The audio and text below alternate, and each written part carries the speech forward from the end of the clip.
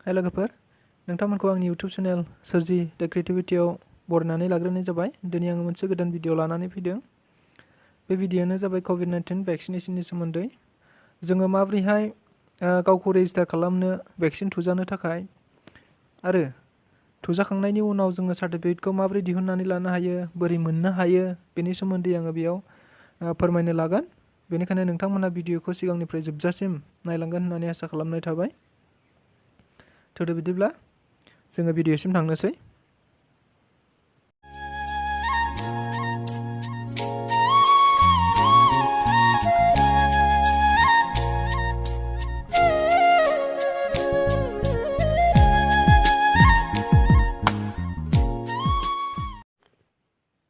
मबाइलखौ खेवबाय।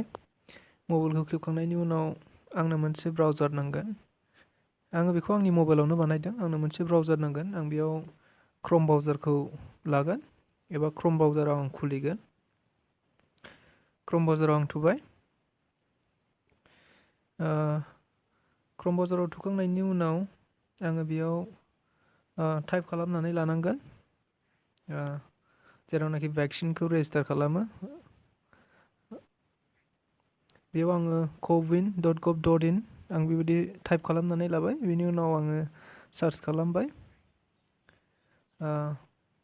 सार्च खालामखांनायनि उनाव बेबायदि इन्टारफेस ओंखारगोन।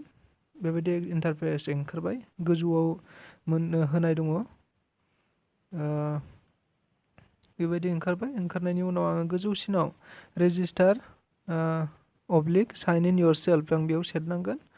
बेयाव सेरनाय लोगो लोगो आंनाव मोनसे इन्टारफेस ओंखारबावगोन जेरावनाखि आं मबाइल नाम्बार होनो गोनां दङ। आं बेयाव थुबाय। बेयाव थुखांनायनि उनाव इन्टारफेस ओंखारबावबाय आंनाव रेजिस्टार अर साइन इन फर वैक्सीनेशन। आं बेयाव आंनि मबाइल नाम्बारखौ होनांगोन। माने बबे मबाइल नाम्बारजों रेजिस्टार खालामगोन बेखौ आं होनांगोन। बेयाव आंनि मबाइल नाम्बारखौ आं थुनाय जाबाय। थुखांनायनि उनाव आङो गेट OTP आव सेरगोन। गेट OTP आव सेरनाय लोगो लोगो आंनाव मोनसे आंनि मबाइल नाम्बाराव OTP फैगोन। बे OTP-खौ आं बेयाव सोफिननो गोनां दङ एबा OTP-खौ आं भेरिफिकेसन खालामनांगोन। आंनि मबाइलाव फैनाय OTP-खौ आं बेयाव सेरनांगोन। मोनद' नाम्बारनि बेयाव OTP फैयो। बेखौ आं बेयाव सेरनांगोन। आंनियाव OTP-आ फैबाय। बे OTP-खौ आङो दायो बेयाव सेरफिननोसै।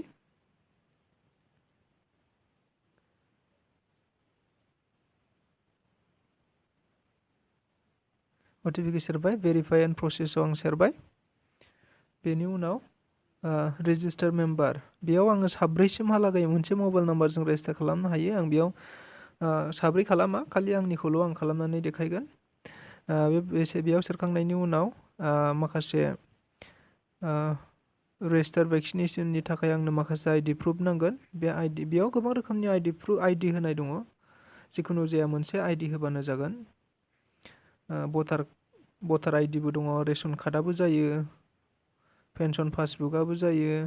बेयाव आधार कार्ड दं, पेन कार्ड दं। बेबायदिनो माखासे ड्राइभिं लाइसेन्सफोर दङ। आं पेन कार्डखौ थुबाय। आं पेन कार्डखौ होगोन आंनिखौ। जिखुनु जाया मोनसे होबानो जायो। पेन कार्डखौ थुबाय। पेन कार्डखौ थुखांनायनि उनाव बेयाव आङो पेन कार्डनि नाम्बारखौ होनांगोन। पेन कार्डनि नाम्बारखौ आं बेयाव थुनांगोन। आंनि पेन कार्डनि नाम्बारखौ आं बेयाव थुबाय।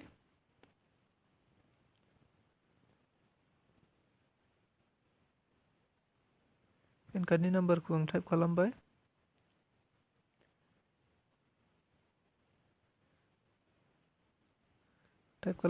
आरो बेनि उनाव आङो पेन कार्डआव थानाय नामखौ आं बेयाव होनांगोन। आंनि नामखौ आं बेयाव होनाय जाबाय। पेन कार्डआव जेरै दं एरै होबाय आङो आंनि नामखौ।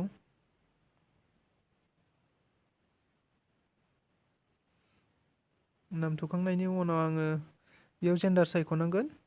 मेल, फिमेल एन्ड आदार्स। हिन्जाव ना हौवा ना गुबुन गुबुन बेखौ आङो होनांगोन। बेखौ आं मेल बा मेल होबाय। ओमफ्राय बेनि उनाव आंनि खालि डेट अफ बार्थआव आङो इयारखौल' होनांगोन। गोसोआव ला, डेट अफ बार्थआव इयारखौल' होनांगोन। बेनि उनाव नैबेबायदि इन्टारफेस ओंखारबाय आरो जेरावनाखि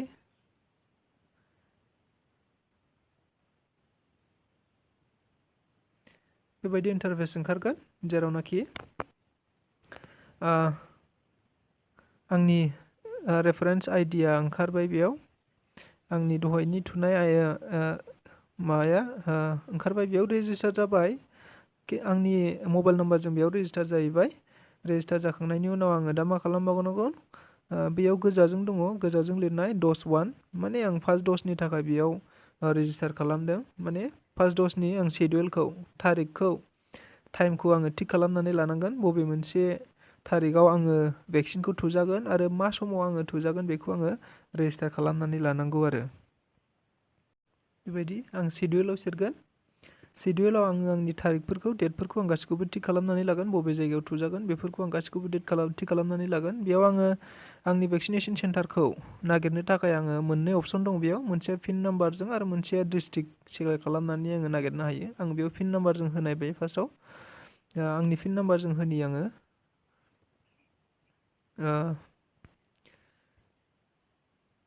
गावबागाव पस्टनि एबा पिन नाम्बार बे पिन नाम्बारजों आङो बेयाव सार्च खालामनो हागोन सार्चआव थुदो पिन नाम्बारखौ बोखांनानै बेनि उनाव बोखोनानै बेबायदि खालामनो हायो माने बेसेबां बैसोनि दा थुजागोना एज 18+ आरो 45+ बेबायदि दङ आं 18+आव थुबाय बेनि उनाव आङो फैसाया आं फ्रियाव सेरबाय बेनि उनाव भेक्सिना कभिसिल्ड आं कभिसिल्डखौ थुजागोन दा कभिसिल्डखौ आं सेलेक्ट खालामबाय बेनि उनाव माखासे माने डेट होनाय दङ बे डेटखौ नों थिक खालामनानै लानांगोन बबे मोनसे डेटआव नोङो थुजागोन बेखौ सेलेक्ट खालामनानै लानांगौ बेनि उनाव डेटखौ सेलेक्ट खालामखांनायनि उनाव गाहायफोराव माखासे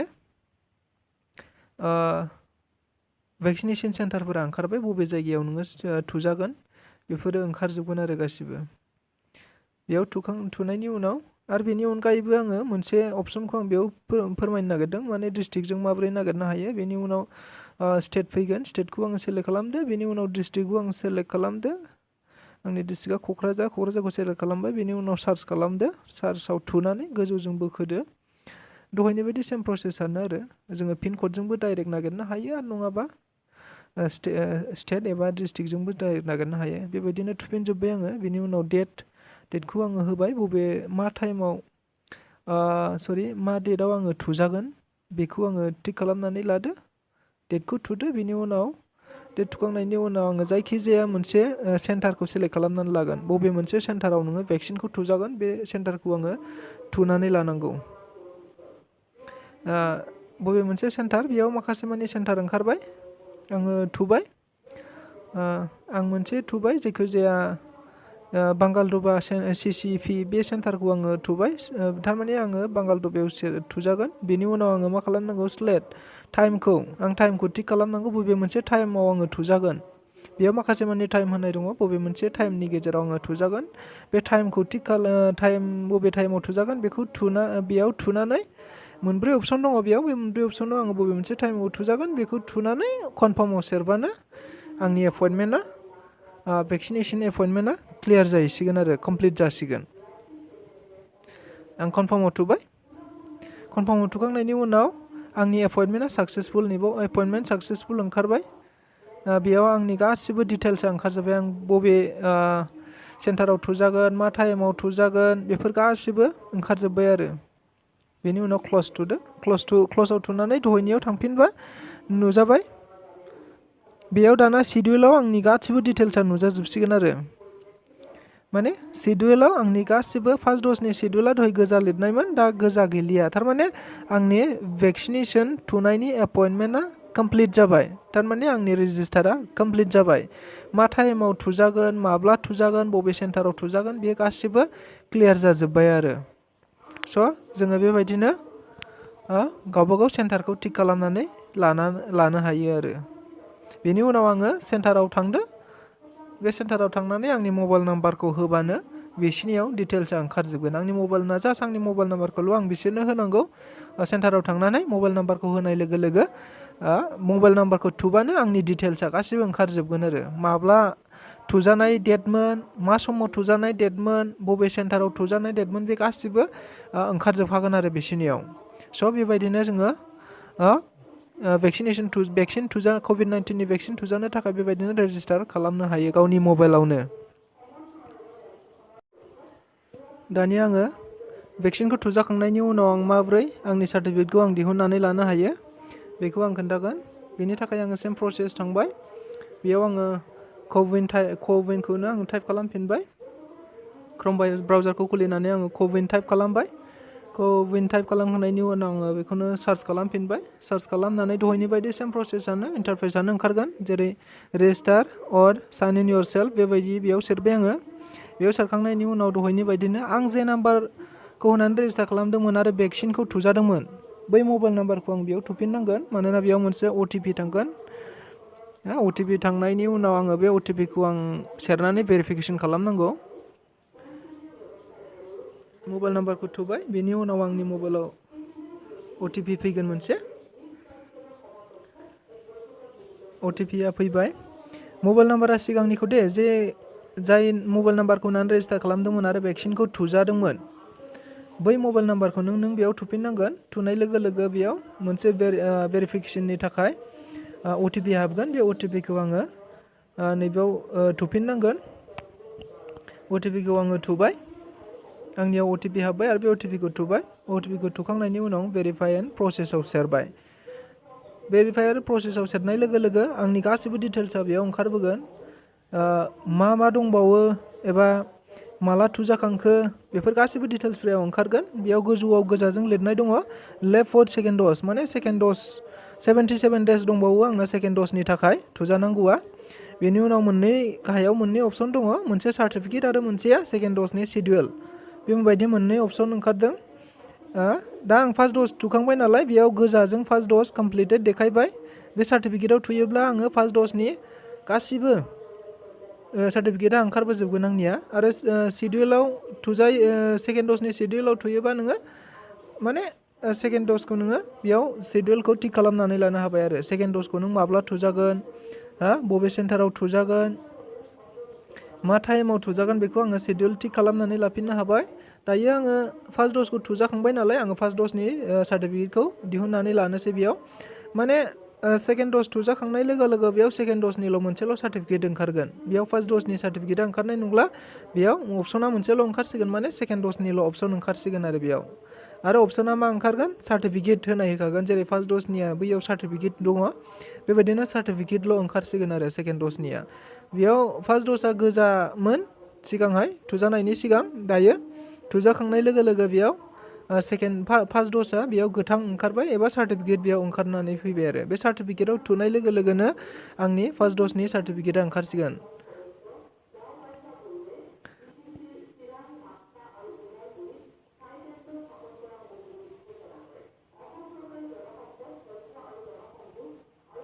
सार्टिफिकेटआव थुबाय आङो। सार्टिफिकेटआव थुनाय लोगो लोगो आंनि फार्स्ट द'जनि सार्टिफिकेटआ ओंखारसिगोन। आं डाउनलड खालामखाबायमोन, बेयाव आङो एगेन डाउनलड खालामबाय। बेनि उनाव अपेन खालामदो। डाउनलड खालामखांनायनि उनाव आं अपेन खालामसै। अपेन खालामनाय लोगो लोगो बेयाव आंनि भेक्सिननि सार्टिफिकेटआ ओंखारबोबाय आरो फार्स्ट द'ज थुजाखांनायनि उनाव आंनियाव बेबायदि सार्टिफिकेट ओंखारबोगोन। Provisional certificate for COVID-19 vaccination first dose बेबायदि होननाय सार्टिफिकेट ओंखारगोन। माने बेयाव आंनि गासिबो डिटेल्सफोरा ओंखारबोजोब्बाय। आं माब्ला थुजादोंमोन, मा होनानै थुजादोंमोन, बबे सेन्टाराव थुजादोंमोन आरो सोर थुदोंमोन, आरो नेक्स्ट सेकेन्ड द'ज एबा फाइनाल द'जआ आंनिया माब्ला थुजानांगोन बे गासिबखौबो बेयाव ओंखारबोजोब्बाय। माने प्रभिजनेल सार्टिफिकेट फार्स्ट द'जनि थाखाय प्रभिजनेल सार्टिफिकेटआ ओंखारबाय। आरो सेकेन्ड द'ज थुजाखांनायनि उनाव नैबेबायदि सार्टिफिकेटआ ओंखारगोन। माने सेकेन्ड द'ज थुजाखांनायनि उनावसो फाइनाल सार्टिफिकेटआ ओंखारबोगोन। बेयाव होखानाय दङ final certificate for COVID-19 vaccination. Final माने सेकेन्ड द'जखौबो थुजाखांबाय। सेकेन्ड द'जखौ थुजाखांनायनि उनाव बेबायदि फाइनाल द'ज ओंखारगोन। बे फाइनाल द'जआव गासिबो बुस्थुफोरा ओंखारबोजोबसिगोन। आं फाइनाल द'जखौ माब्ला थुजाखो, मा आइडि होनानै थुजाखो, बबे सेन्टाराव थुजाखो, सोर थुखो, मा भेक्सिनखौ थुखो, बे गासिबो डिटेल्सआ ओंखारबोजोबसिगोन। आरो बेखौ नोङो डाउनलड खालामनानै लानो नांसिगोन। आथिखालाव अफिसाव, हाथाय बाजाराव आरो लामायाव, गारि मथराव जेरावबो नैबे COVID-19 भेक्सिनेसन सार्टिफिकेटनि गोनांथि दंसै। बेनिखायनो नोंथांमोनहा बे सार्टिफिकेटखौ डाउनलड खालामनानै लानांगौ। आरो डाउनलड खालामनायनि दासिमाव टाइम लिमिट होनाय जायाखै, माने जेब्लाखि डाउनलड खालामनानै लाया हागोन। cowin.gov.in वेबसाइटआव थांफिननानै नोंनि मबाइल नाम्बार, नों थुजानाय समाव जे मबाइल नाम्बारखौ होदोंमोन बे मबाइल नाम्बारखौ होबानो मबाइल नाम्बारखौ होनानै भेरिफाइ खालामबानो OTP भेरिफाइ खालामबानो नोंनि सार्टिफिकेटआ ओंखारबोगोन। दासिमाव बेबायदि जेबो टाइम लिमिट होनाय जायाखै जे उमुगावनो डाउनलड खालामनानै लानांगौ थुमुगावनो डाउनलड खालामनानै लानांगौ। दिनै मास मोनसे मोननै मोनथामनि उनावबो थुजाखांनायनि बेबायदि समनि उनावबो जोङो सार्टिफिकेटखौ गोरलैयैनो डाउनलड खालामनानै लानो हायो एबा प्रिन्ट आउट खालामनानै लानो हायो। बेखौ आङो गासैबो आंनि मबाइलावनो खालामदों। नोंथांमोनहाबो नोंथांनि आखायाव थानाय एन्ड्रइड मबाइलावनो बेखौ खालामनानै लानो हागोन। स' गाइस, गोजोननाय थाबाय नोंथांमोना आंनि भिडिअखौ जोबजासिम नायनायनि थाखाय। आरो मोजां मोनदोंब्ला नोंथाङा लाइक खालाम। आरो बेबायदि भिडिअ इनफर्मेटिभ भिडिअफोर मोनबाय थानो लुबैदोंब्ला नोंथाङा आंनि चेनेलखौ साबस्क्राइब खालामनानै ला। इउटुबाव थांनानै सोरजि दा क्रिएटिभिटि सार्च खालामनानै नोंथाङा आंनि इउटुब चेनेलखौ साबस्क्राइब खालामनानै लानो हागोन। आरो साबस्क्राइब खालामनानै लायोबानो हयथ' आं जेब्लानो गोदान भिडिअ हगारो अब्लानो नोंथांनि खाथियाव गिबिसिनै सहैगोन। बेनिखायनो नोंथाङा आंनि इउटुब चेनेलखौ साबस्क्राइब खालामनानै ला। दिनै बेखिनियानो, गोजोन्थों।